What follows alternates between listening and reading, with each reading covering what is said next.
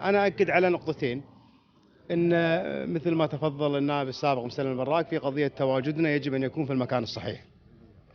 غير أن الكويت حصلت على مركز إنساني، هناك اتفاقيات وقعتها الكويت اللي هي متعلقة بحقوق الطفل ومتعلقة حتى بالدستور الكويتي في المادة 13 أن التعليم جزء أساسي من ركائز الدولة، والدولة متكفلة به ومتكفلة برعايته.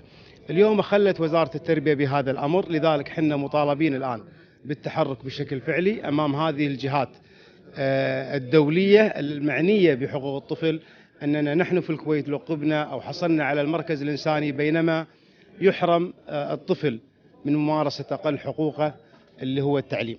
لذلك نحن نتكلم عن قوانين دولية ألزمت جميع الدول، والكويت إحدى الدول الموقعة على هذه الاتفاقيات، ولم تحدد جنس الطفل، لم تذكر إن كان من أبناء البلد أم من غير أبناء البلد.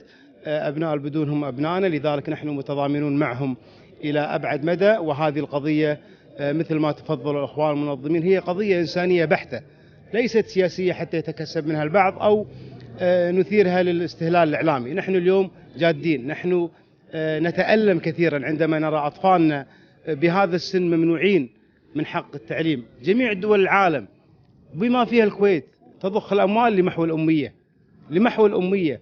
نأتي في الكويت ونتأخر عن الركب ونمنع أطفال بعمر الزهور عن ممارسة التعليم حتى نجعل مجتمع متعلم، مجتمع متثقف.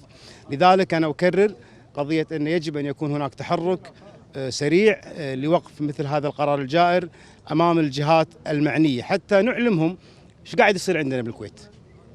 الكويت من مركز إنساني إلى لا إنسانية، وأنا أطالب الجميع، هذه قضية إنسانية، أطالب الجميع أن يتضامن مع هؤلاء الأطفال حتى بإذن الله يسقط هذا القرار الجائر. وشكرا.